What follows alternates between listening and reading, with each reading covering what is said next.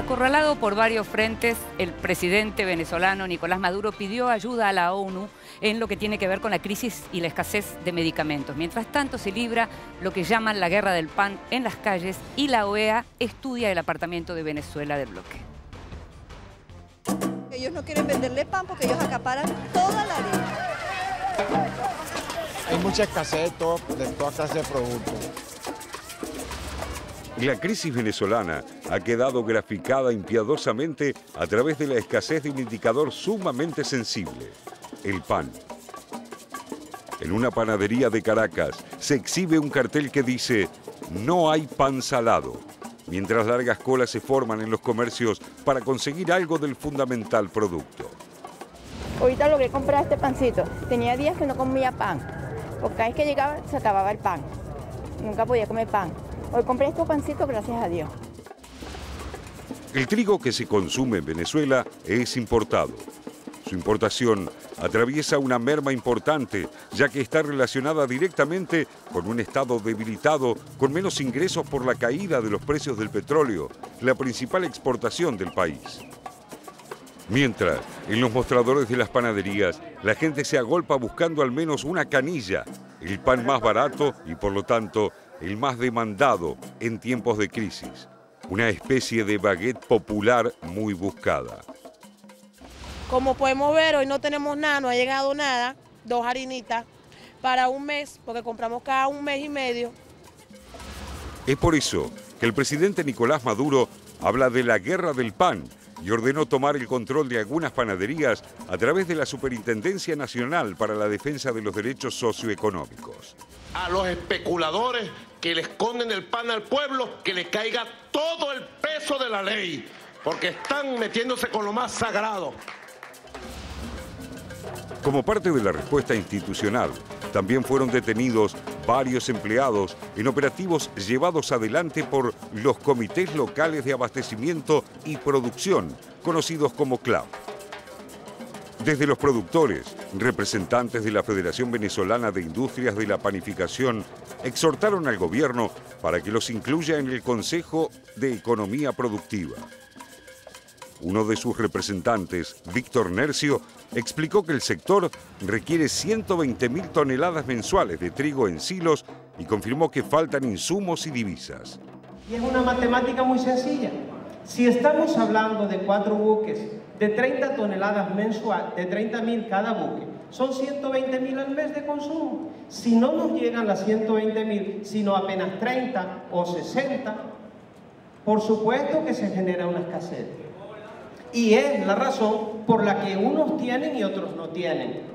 A su vez, el superintendente para la defensa de los derechos socioeconómicos, William Contreras, subrayó que el organismo busca atacar las causas estructurales en la distribución del pan y otros productos. Hemos recibido reportes de todo tipo de la economía criminal, de que esto es un espacio donde de alguna manera se ha organizado una economía criminal dirigida políticamente. Puntualizó que en el país hay 65.000 puntos de venta entre alimentos, medicamentos o bienes, por lo que tener una fuerza de 65.000 fiscales pudiera ser una solución, pero aclaró que hay que tratar el tema estructural a través de la gran misión Abastecimiento Soberano. Precisamente, la aludida iniciativa fue lanzada hace más de 6 meses para dictar regulaciones a empresas y regiones como parte del derecho de emergencia económica que fue prorrogado por tercera vez por el Tribunal Supremo, y su accionar se concentra en los sectores agroalimentarios, farmacéutico e industrial para combatir lo que Maduro caracteriza como guerra económica. Los datos macroeconómicos también son desalentadores. Aunque este año la contracción del Producto Bruto Interno podría ser menor que la del anterior, se pronostica que la economía seguirá cayendo. El Fondo Monetario Internacional anticipó para 2017 una caída del 4,5% y las cifras del Banco Central de Venezuela prevén una inflación para este año de más del 700%. El gobierno busca atemperar las consecuencias, esperando resultados tras el acuerdo alcanzado por la OPEP a fines del año pasado para reducir la producción y forzar así la subida del precio del petróleo. Venezuela se ha comprometido a un recorte de 95.000 barriles diarios para bajar una producción de 1,9 millones.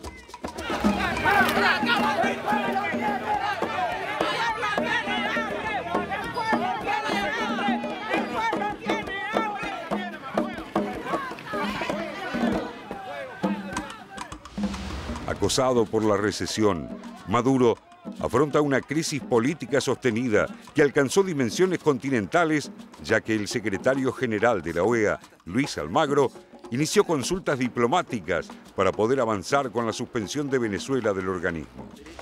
El ex canciller uruguayo, quien ha condenado al gobierno de Nicolás Maduro de ser autoritario y represivo, presentó sus formulaciones en un documento. Consideró que las gestiones diplomáticas para sacar a la nación de la crisis no han dado resultados y que los intentos de diálogo entre el gobierno y la oposición han fracasado. Poco antes, había denunciado prácticas represivas. Todo para presionar a Maduro a que convoque a elecciones cuanto antes. Venezuela no se va a quedar de brazos cruzados ni callada. Vamos a roncar y a roncar duro desde la Venezuela de Bolívar. Es la Venezuela de los libertadores y nadie amenaza a Venezuela, menos esta basura de ser humano llamado Luis Almagro. Basura, le dije. Pero los comicios presidenciales están previstos para finales de 2018. Sin embargo, el país afrontará este año elecciones regionales para gobernadores y legisladores de los parlamentos estaduales. Jornadas para las que el opositor Enrique Capriles ya garantizó haber logrado relegitimar su fuerza política. Primero Justicia, con más de 200.000 apoyos correspondientes a un proceso obligatorio de revalidación de afiliados convocado por el Consejo Nacional Electoral. El dato no es menor. Capriles será candidato presidencial por tercera vez. La presión por elecciones ya está instalada en el ámbito político y en la Asamblea Nacional con mayoría opositora. Una presión que aún resisten Maduro y el chavismo, pero con final abierto si la crisis económica y social continúa escalando.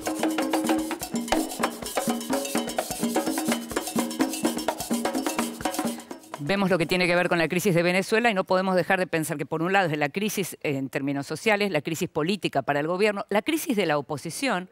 Hablábamos de la OEA, también hay crisis en la OEA. En este sentido, no todo el mundo está de acuerdo. No, no todo el mundo está de acuerdo y esta semana va a haber una sesión extraordinaria del Consejo Permanente a donde va a ir, y esto es para alquilar balcones, como dicen en Cuba, hay que estar, porque va a ir Delcy Rodríguez a Washington a verse con Almagro, con quien mantiene una rivalidad o un enfrentamiento con todo el paquete del gobierno chavista intenso.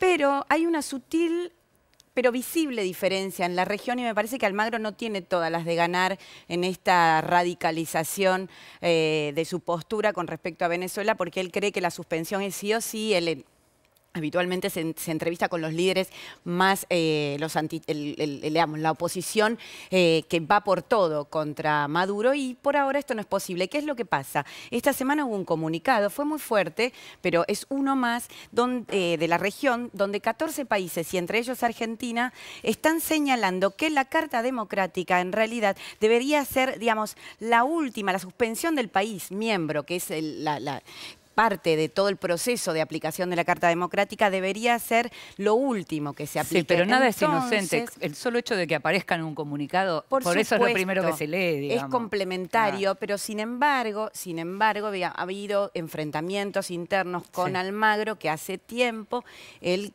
va por todo en ese plano, y los países, entre ellos la diplomacia argentina que encabeza la canciller Susana Malcorra, creen que este no es el mecanismo. La expulsión, repetir lo que se hizo con Cuba, no es la solución, y creen que son los venezolanos los mecanismos de diálogos que, a mi entender, han fracasado hasta ahora. El Vaticano, los países estos amigos, donde estuvo el español Rodríguez Zapatero, bueno, y una serie de situaciones e instancias de diálogo que no se han encaminado, pero sigue siendo esto. De hecho, 2018 está a la vuelta de la esquina. Exactamente, Claro. Nada, ahí veremos.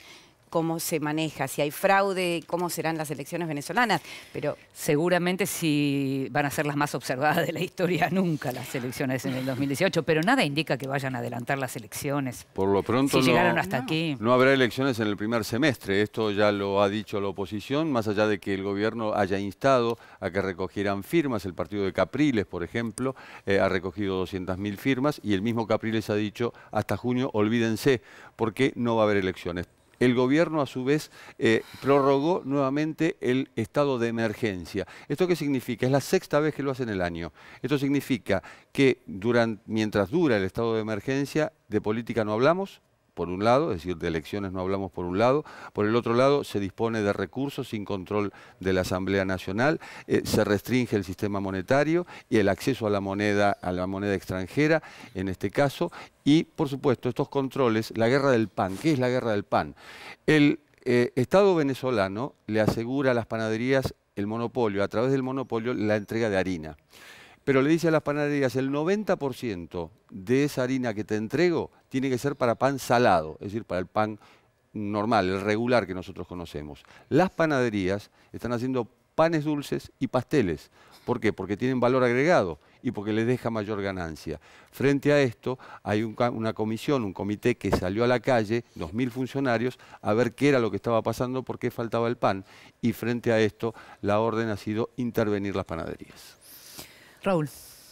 Me parece, el tema de Luis Almagro me parece que está un poco en el eje de todo este debate y esta controversia. El papel que está jugando el secretario general de la OEA ya empieza a ser un papel casi de manual de lo que han sido los ataques y justificaciones para la intervención en Libia, para la intervención de Estados Unidos, inclusive en Siria en su momento. El informe que elaboró, que presentó el 14 de marzo como elevado a las autoridades de la OEA, utiliza como fuentes argumentales para explicar esto que él llama la crisis humanitaria de Venezuela, el gobierno autoritario que ha reemplazado a lo que era una democracia y demás. Toma como fuente fundamentalmente informes de la ONG International Crisis Group, el Instituto Americano de la Empresa, el Freedom House, son los mismos, las mismas instituciones que han fundamentado, financiadas por conocidos como George Soros, la Fundación Rockefeller, Fundación Ford, el propio Departamento de Estado de Estados Unidos, han dado argumentos para justificar este tipo de intervenciones externas, que es un poco la salida que está buscando hoy la oposición venezolana al no haber podido resolver internamente el tema, ni con movilización ni con la oposición que han hecho a Maduro han logrado torcer la voluntad del gobierno y arrancarle las elecciones anticipadas. Hoy están recurriendo a este elemento externo y de hecho el propio Almagro se presentó el lunes 20 en conferencia de prensa con dirigentes de Voluntad Popular, el mismo partido de Leopoldo López, haciendo una conferencia de prensa, lo cual obviamente provocó el rechazo del gobierno de Venezuela y motivó este pedido de reunión del Consejo de Seguridad al cual va a concurrir Delcy Rodríguez. Independientemente de lo que tiene que ver con Almagro, las dificultades de gestión de Maduro son ostensibles, digo, más allá de Freedom Forum o de lo que... Indudablemente, pero no son independientes. Sin de eso lo que quiero resaltar. Maduro está enfrentando un sabotaje de todo tipo que fundamentalmente está contando con el tema del desabastecimiento de productos esenciales. No tiene las mejores herramientas para afrontarlo porque es un Estado con una gestión muy débil en todo sentido, débil por ineficiencia, pero también débil por cuestiones de corrupción, el manejo, esto que marcaba recién Jorge, es decir, las debilidades que tiene con el tema de importaciones, aunque monopolice el cambio, monopoliza la entrega de materias primas, resulta que después se le va todo al mercado negro, inclusive a veces con complicidad de algunos funcionarios. Entonces, la situación es muy grave y Maduro no está teniendo los elementos para poder confrontarla. Así y todo llegó hasta acá, digamos. Por eso decíamos que es difícil imaginar que vaya a conceder nada en relación a las elecciones cuando son el año que viene. Es una situación absolutamente explosiva. Simplemente marcaba un rasgo que tiene que ver con la situación externa y la posición que está adoptando Luis Almagro, que de alguna manera me parece que estuvo reflejada en aquella carta José Mujica de noviembre del 2015, donde él hizo la despedida, dijo, bueno, tomaste para otro rumbo, hasta acá llegamos, adiós. Bueno, las diferencias con Almagro las señalaba recién Natalia también, ¿no? Pero, ¿qué pasa adentro? A ver, sí, yo veo dos cosas. Por un lado, hay que, creo, tener cuidado con cómo uno presenta la información, analiza la información de Venezuela. Cuando el Consejo Nacional Electoral lanzó el proceso de revalidación de los partidos políticos, se circuló la idea de que se iban a ilegalizar todos los partidos políticos y iba a quedar solo el partido chavista, el Partido Socialista Unido de Venezuela. Ya vimos que Capriles logró rápidamente legalizar su partido, consiguió los avales y puede ser candidato. Digamos. Entonces a veces hay que tener cuidado con esta idea de avanza hacia el modelo soviético, modelo nicaragüense, modelo, no sé, iraquí o lo que sea. Ahora, esto no quita que la gestión, desde mi punto de vista, de la política interna y de la economía interna venezolana es absolutamente extravagante, digamos, por decirlo de algún modo. Vimos también, por usar algún caribeña, diría uno. Ahora, la pregunta que yo insisto en formular es la siguiente. ¿Por qué, a pesar de esta gestión extravagante, estos problemas que vemos todos los días, el chavismo aguanta? Entonces, la otra vez Jorge insinuó algo que es interesante, que son varias cosas, yo sumo una más. Una es que yo creo que hay una minoría intensa chavista, es decir, todavía hay un sector de la sociedad que no es mayoritario probablemente, pero que significa un 20, 30, 25, no sé cuánto, que sostiene al chavismo. Los militares sostienen al chavismo. También, pero incluso la opinión pública, digamos, y la sociedad, digamos. El chavismo todavía tiene penetración en un sector de la sociedad.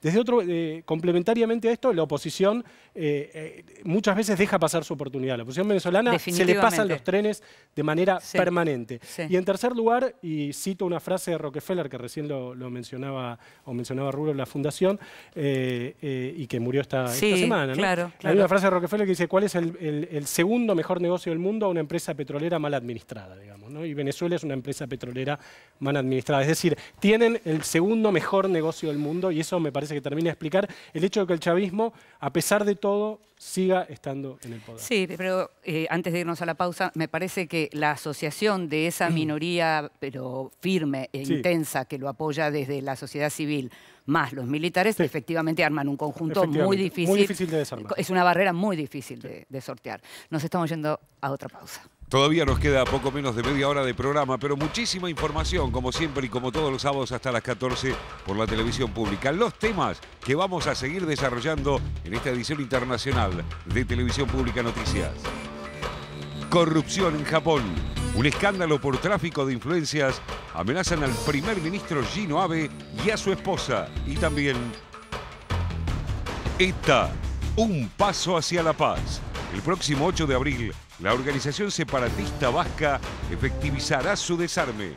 Todo esto y mucho más se lo contamos en instantes, luego de la pausa. Ya volvemos.